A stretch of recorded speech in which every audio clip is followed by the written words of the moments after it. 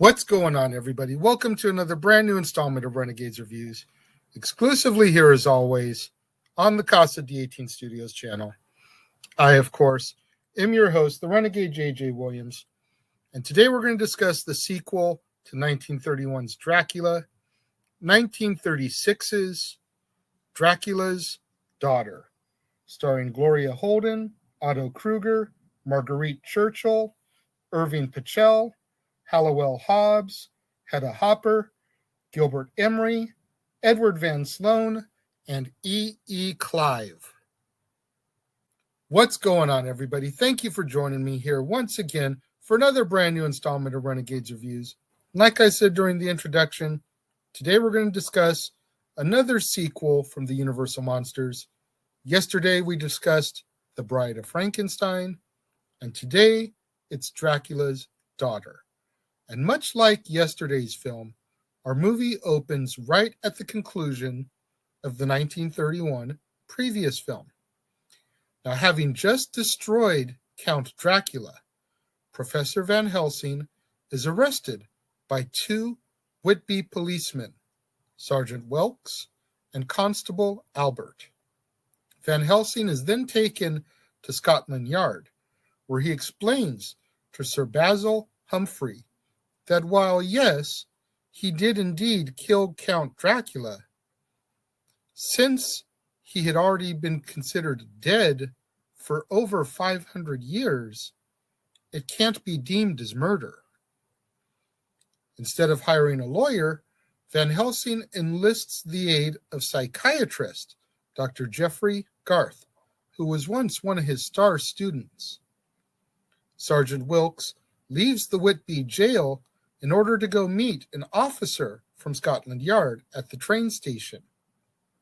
Meanwhile, Dracula's daughter, Countess Maria Zaleska, enters the jail and mesmerizes Albert with her jeweled ring, and with the aid of her manservant, Sandor, steals Dracula's body from the Whitby jail.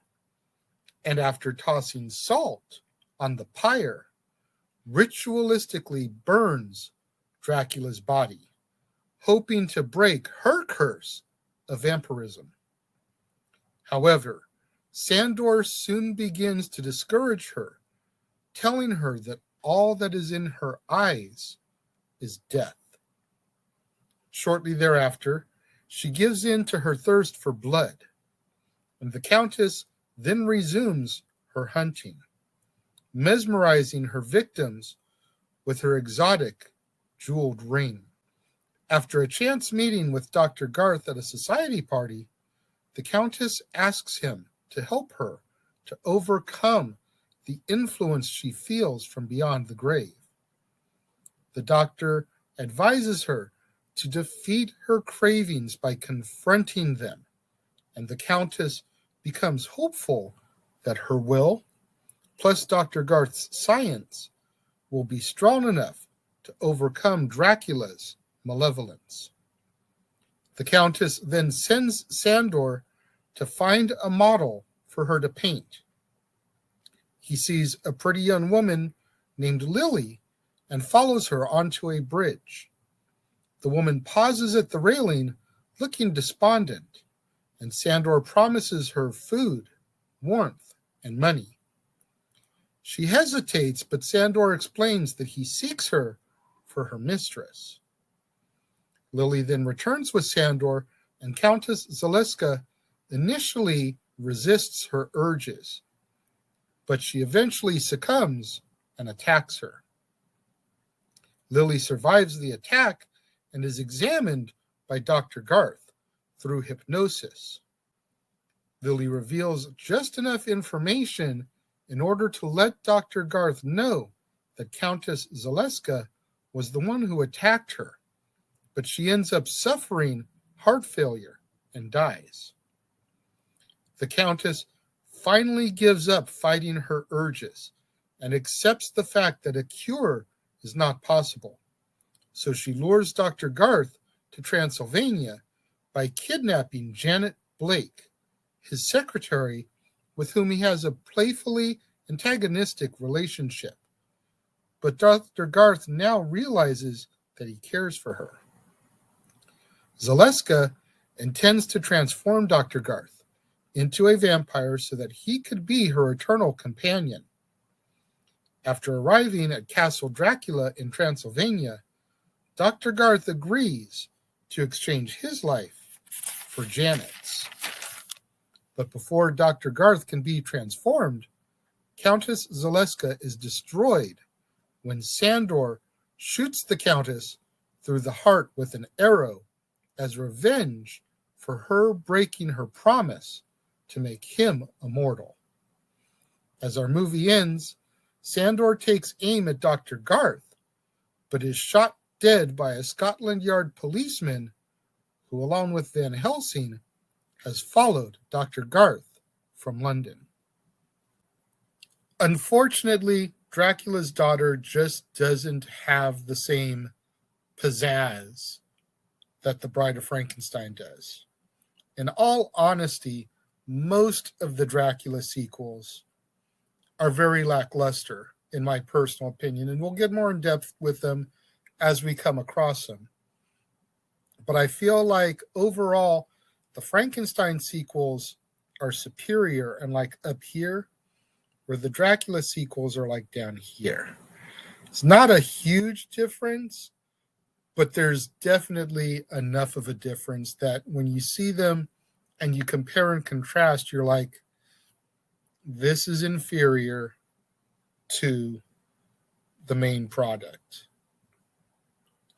And it's a darn shame because Dracula and vampires have got such this lore about them and this majesty and mystique that to see that Dracula's daughter is now most known for its lesbian overtones as opposed to the story and the acting and the way it continued the legacy of Bela Lugosi's Dracula is a shame in my opinion.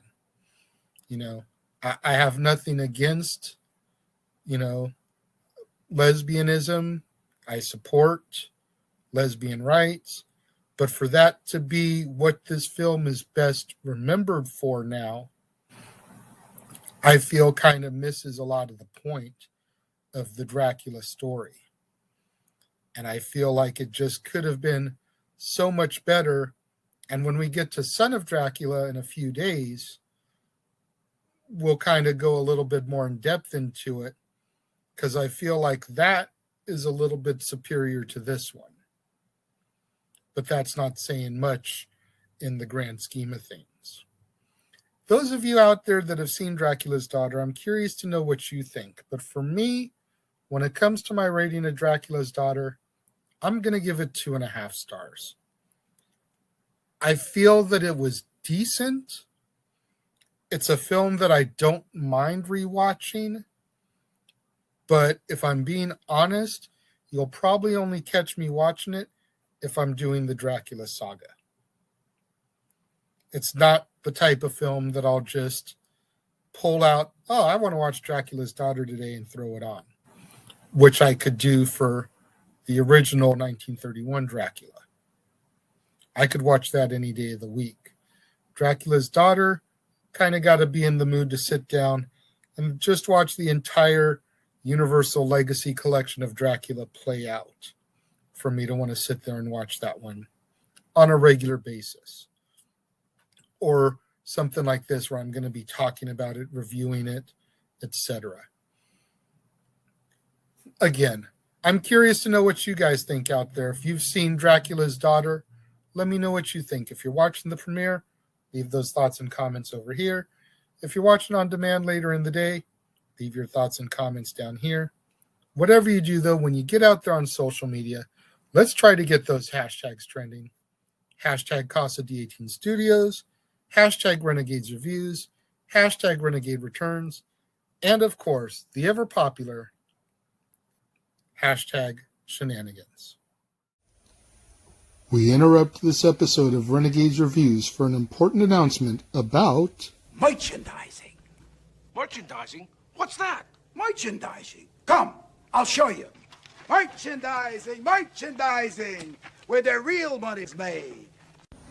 Make sure you go over to teespring.com/stores/Jeff Meacham Network for all the t-shirts you see here from the West Coast professor, Jeff Meacham himself. You can get shirts for the Jeff Meacham Network, Talk Wrestling, as well as the red and gold Meechamania shirts. And while you're there, don't forget to get your shirts of the Casa D18 Studios Brotherhood, the Dads on Wrestling shirt, the Renegade J.J. Williams, Statboy Sports Bar, and the hashtag StatboyApproved shirt. Make sure you go over to teespring.com/stores/Jeff Meacham Network and score your shirts today. Make sure you guys tune in tomorrow, right back here on the Casa D18 Studios channel for another brand new installment of Renegades Reviews, when we take a look at the third chapter in the Frankenstein saga, The Son of Frankenstein, starring Basil Rathbone, Boris Karloff, Bela Lugosi, Lionel Atwill, Josephine Hutchinson, Donnie Dunnigan, Emma Dunn, and Edgar Norton. You're not going to want to miss out tomorrow. Right back here on the Casa D18 Studios channel. Right back here on another all-new Renegades Reviews, when we take a look at The Son of Frankenstein. To all my loyal fans and viewers out there tuning in for the premiere, leaving your thoughts and comments over here, thank you very much. I greatly appreciate each and every one of you.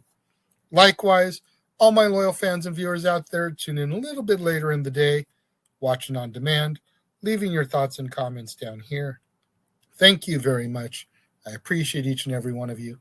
I appreciate all my loyal fans and viewers out there that tune in, join me on a regular basis, going back to the archives, watching those episodes of Renegade of Wrestling, Dads on Wrestling, After the Bell with Jeff Meacham, Stat Boys Rants, the old audio show version of Renegades Reviews from the first run, trying to help me boost up my viewership hours so I can eventually become monetized. Thank you to each and every one of you for doing that. Thank you to all of you that joined me today, tuning in, and I will see you guys next time.